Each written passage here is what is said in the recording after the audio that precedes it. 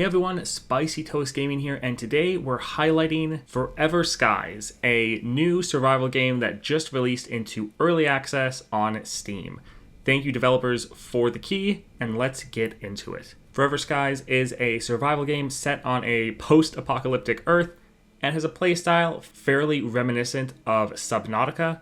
Subnautica, great survival game that also released into early access, getting many different updates, and going on to become, in my opinion, one of the best survival games on the market. Now, this game has a very similar premise of crashing onto a hostile planet, trying to figure out how to survive, while also following the path and stories of some previous survivors, and slowly piecing together the story of what happened to this planet. Now, Subnautica was all about going deeper and deeper into water.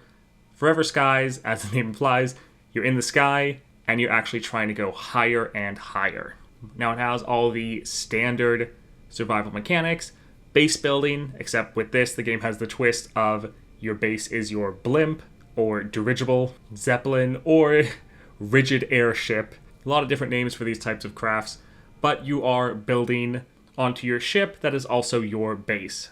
But with that, you also have the other standard features of needing to sleep, eat, drink, and just maintain your character. Overall, it is quite a fun experience. The story is interesting, although since this game just came out into early access, the story can be quite short. If you just try to beeline the main quest, you can get that done in a single day, but they are putting a lot more systems in place, and I don't think the story is their main focus at the moment, so they're adding a lot more things you can do with your ship, a lot new areas to explore, things like that. So while the story is quite short, there is still plenty to do in this game. The main gameplay loop is you take your ship to different ruins scattered across the map, you park it, you salvage whatever you can from these old structures, and use that to survive.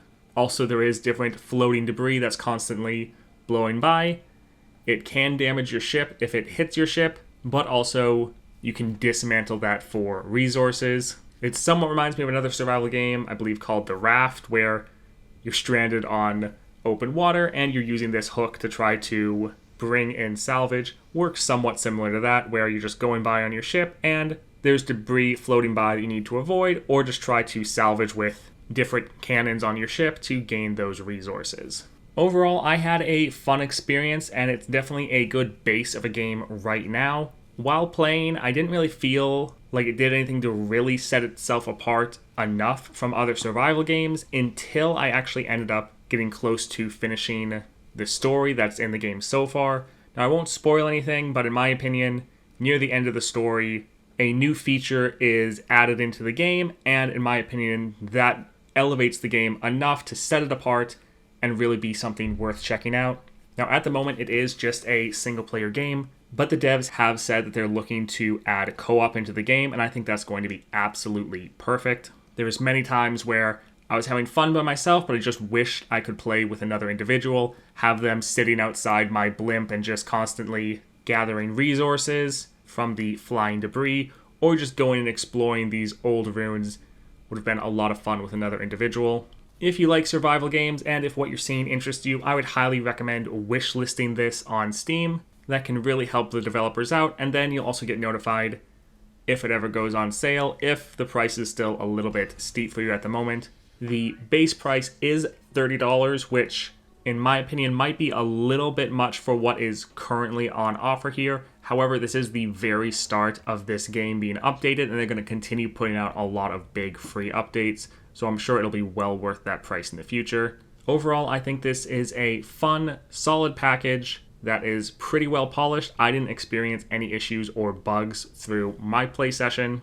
And overall, it was a fun experience that I think will be a great addition to any survival fan's library. I do plan on coming back and playing this game more, especially once co-op gets out. So I may put out another video checking it out then. But a solid game, and I'll put a link to the Steam page down below if you are interested. If you enjoyed the video, like and subscribe, and also thank you again to the developers for the game key. I really enjoyed your game, and I look forward to coming back to it again in the future. Alright, that's it for me. I hope you all have a great day.